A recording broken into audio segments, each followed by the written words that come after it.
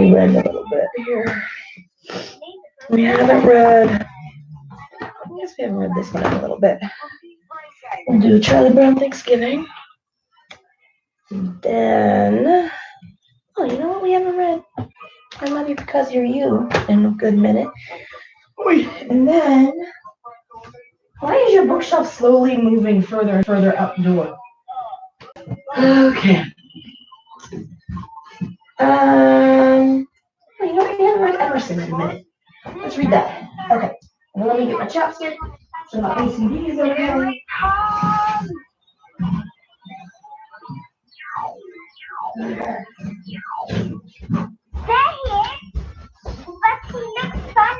Okay. We need something extra. Here we go. We don't need to look at the wall. Okay. Yeah. Okay. Hello. Just my pants. Wait, there we go. I'll tuck that in there for a minute. Hey, little girl. Hello, little boy. Okay.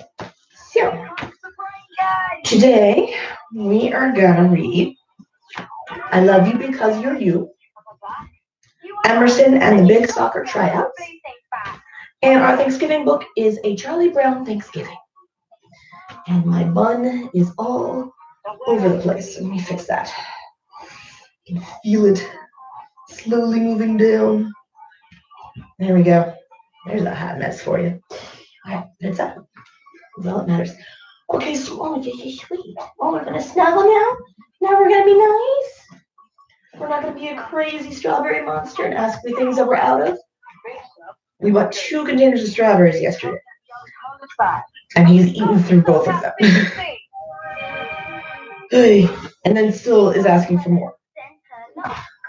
Oh, she's giving you kisses. That's so nice. Okay, darling. Which book do you want to read? Okay.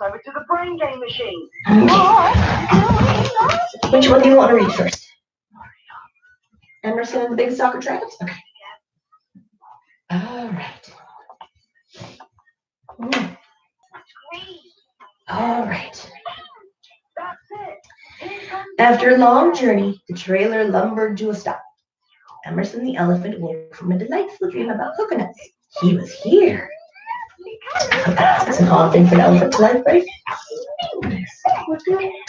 Emerson looked out onto a wide plain that looked a lot like his old home.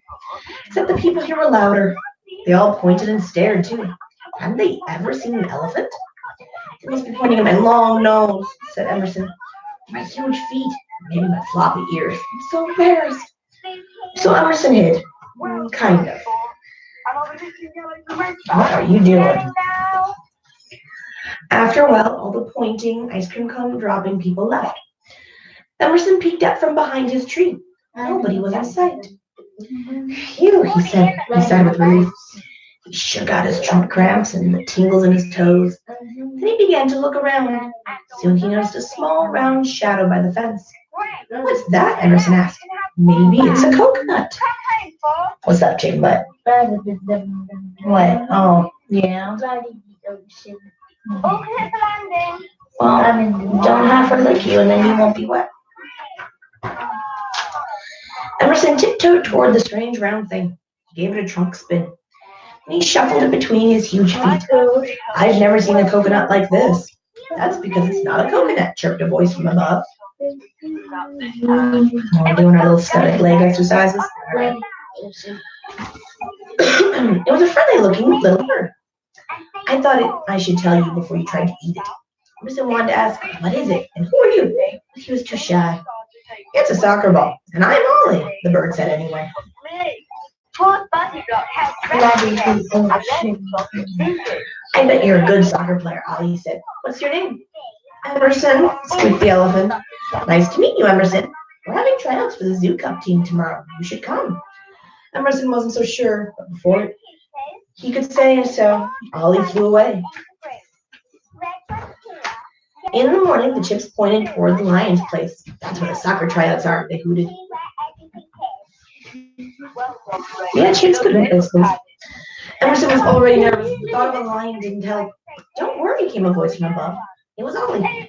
Lynn's a nice lion. She's the coach. So she picks the team. Just remember, she's not roaring because she's mean. That's just how she talks. Come on.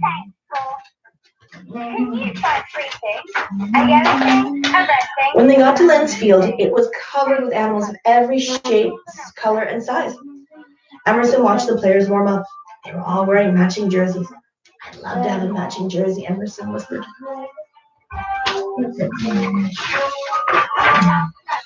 Lynn the lion climbed onto an enormous rock and roared, "Everyone who wants to try out, step forward." All the animals around Emerson stepped back.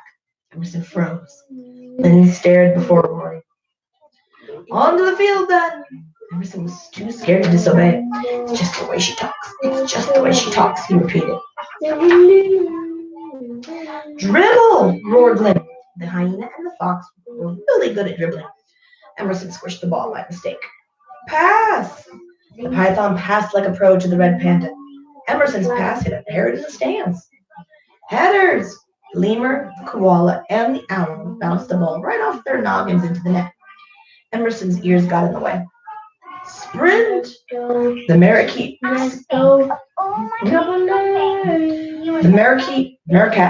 Parakeet. Where am I getting parakeet? There's no either. Meerkat. Scampered. The monkey bounded. Emerson tripped over a lizard and rolled to a stop on the sidelines. "I'm no good," Emerson thought. "No good at all." Then looked out into the crowd. "We need a goalie for our last trip. Who will volunteer?" And before Emerson knew what was happening, he had volunteered. "Thanks, Emerson," roared Lynn. "Get out here." Emerson trembled. He stepped in front of the net with his eyes squeezed shut. Then he waited, but nothing was happening. Emerson blinked, one eye open. Bam! Emerson blocked a flying soccer ball with one swing of the trunk. That was lucky, he thought, but had nothing to do with it. Nothing got by Emerson's long nose. Nothing got by his big feet. Nothing got by his floppy ears. Nothing got by Emerson. "I'm a goalie," trumpeted Emerson. "You're a goalie," chirped Ollie. "You're our goalie," roared Lynn. That day, Emerson got a matching jersey and quite a few new friends. Goofy boy. All right, now which one do you want to read? Okay. I love you because you're you. Crazy boy. I love you when you're happy and grinning ear to ear. I love you when you're sleepy and want to snuggle near. Hey, don't eat the blanket. I love you when you're silly and dancing round and round. I love you when you're frightened and hear a scary sound. I love you when you're bashful and hide behind my knee. I love you when you're brave and from my arms you flee. I love you when you're curious, searching here and there. I love you when you're proud, your head held in the air. I love you when you're sick and need to rest in bed. I love you when you're frisky and spinning on your head. I love you when you're sad and need a kiss and hug. I love you when you're playful and rolling on the rug. Careful now. Hey, Athena, stop eating the blanket. Puzzle. Thank you. Can you get back in bed, please? Thank you. I love you when you're angry and cross your arms and pout. I love you when you're wild and yell and scream and shout. Yeah, that's you. I love you any way you feel, no matter what you do. I love you any way you are. I love you because you're you crazy pants. Crazy child. A Charlie Brown Thanksgiving. Right.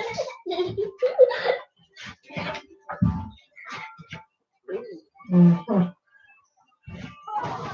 I have apparently a whole lot of hairs hanging from my butt. Oh well.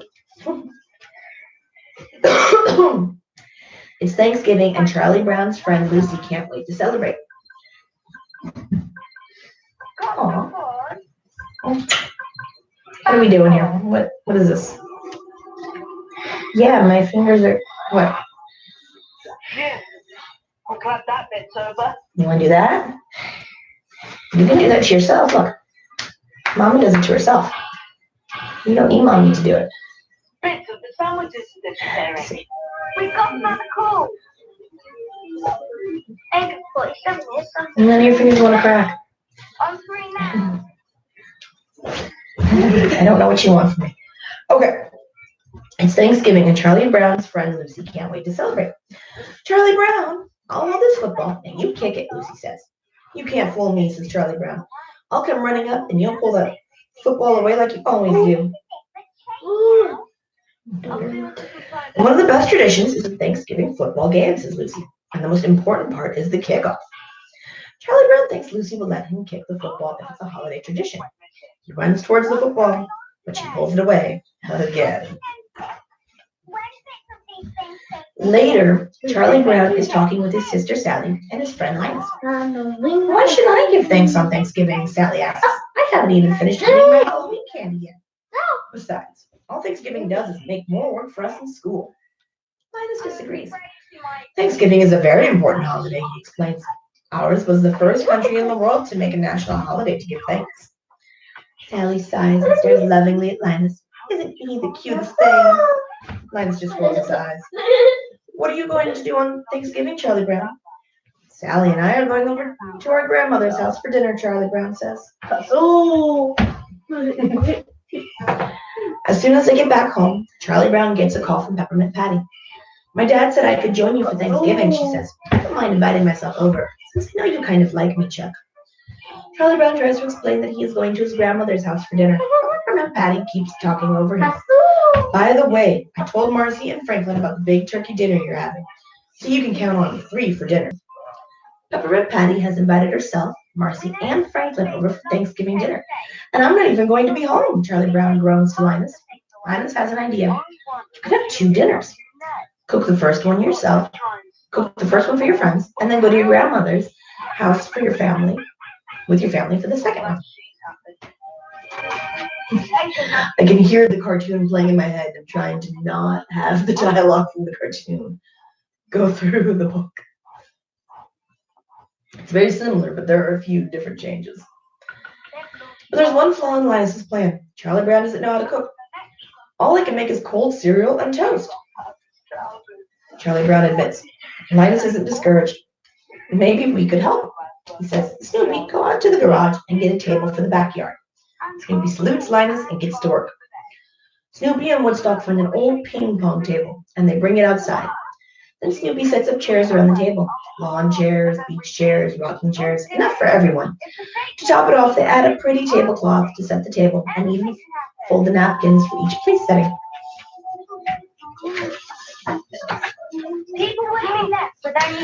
Now that the table is ready, Snoopy, Woodstock, Charlie Brown, and Linus start to make Thanksgiving dinner. Linus, Charlie Brown set up toasters and put in slices of bread. Once the bread is toasted, Snoopy butters all the pieces and stacks them on a serving platter. While Linus and Charlie Brown get popcorn, jelly beans, and pretzels, Snoopy and Woodstock disappear for a minute, and then they return dressed up like pilgrims. Charlie Brown isn't impressed. How can you serve the food in that ridiculous outfit? He scolds Snoopy. The guests will be here soon. Snoopy sighs and reaches for a chef's hat. Soon Peppermint Patty, Marcy, and Franklin arrive and follow Charlie Brown out to the big table in the backyard. It's time for dinner. Snoopy is about to serve the guests when Peppermint Patty cuts in.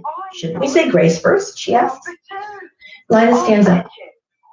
In the year 1621, the Pilgrims had their first Thanksgiving feast. He begins. Elder William Brewster, who was a minister, said a prayer that read something like this. We thank God for our homes and food and our safety in a new land. We thank God for the opportunity to create a new world for freedom and justice. Amen, Peppermint Patty says. Snoopy lifts the lid off a big platter and reveals the feast. Freshly popped popcorn, colorful jelly beans, salty pretzel sticks, and a stack of hot buttered toast. He loads up each guest's plate and sends it sailing over to them. Peppermint Patty frowns. What kind of Thanksgiving dinner is this? Where's the turkey? Cranberry sauce and pumpkin pie, Chuck, she asks Charlie Brown. Don't you know anything about Thanksgiving dinners? Blockhead made all this. She throws down her popcorn in disgust. Snoopy pulls his chef's hat down over his face, and Charlie Brown gets up and walks away from the table. You were kind of rough on Charlie Brown, Marcy says to Peppermint Patty. Rough, Peppermint Patty shouts. We were supposed to be served a real Thanksgiving dinner. Did he invite you here? Marcy asks. Or did you invite yourself and us too? Peppermint Patty thinks for a minute. She knows Marcy is right. Marcy, maybe you could go to Chuck and patch things up for me. Marcy isn't so sure that's a good idea. I think maybe you should go to Chuck and tell him yourself, she says. I'll just ruin everything. You go and speak for me. Back in the house, Marcy finds Charlie Brown in the living room, looking upset. Peppermint Patty didn't mean all those things she said, Marcy tells him. Actually, she really likes you. I'm just sorry I ruined everyone's Thanksgiving, he moans. But Marcy knows Charlie Brown is missing the point. Thanksgiving isn't just about eating, she says. We should be thankful for being together. That's what Thanksgiving is all about. Peppermint Patty sneaks up behind the two of them. Apologies accepted, she offers. She asks, offering to shake hands with Charlie Brown. Charlie Brown smiles and shakes her hand. Just then the clock chimes. Good grief, Charlie Brown cries. It's 4 o'clock. He and Sally are supposed to be at their grandmother's house in half an hour. Charlie Brown picks up the phone and dials his grandmother's number. Charlie Brown starts to tell his grandmother that they'll be late for dinner because their friends haven't eaten yet. Then he breaks into a huge grin. Everyone, Charlie Brown, Sally, Franklin, Linus, Peppermint Patty, and Marcy, is invited to Thanksgiving dinner at his grandmother's house. Peppermint Patty runs to the backyard. We're all invited to Charlie Brown's grandmother's for Thanksgiving, she cries. Everyone cheers. After the gang piles into the car, they settle into their seats and wave goodbye to Snoopy and Woodstock. Isn't there an old song about going to a grandmother's house? Marcy asks. Peppermint Patty nods. And all the kids start to sing, over the river and through the woods to grandmother's house we go. Back at Snoopy's doghouse, Snoopy and Woodstock put the finishing touches on their own Thanksgiving dinner. Pumpkin pie for dessert. Thanksgiving is always special, especially when you celebrate it with friends. Are you ready for Thanksgiving? Boy, I think it's in 2 weeks at this point. Okay. So that's our reading for tonight.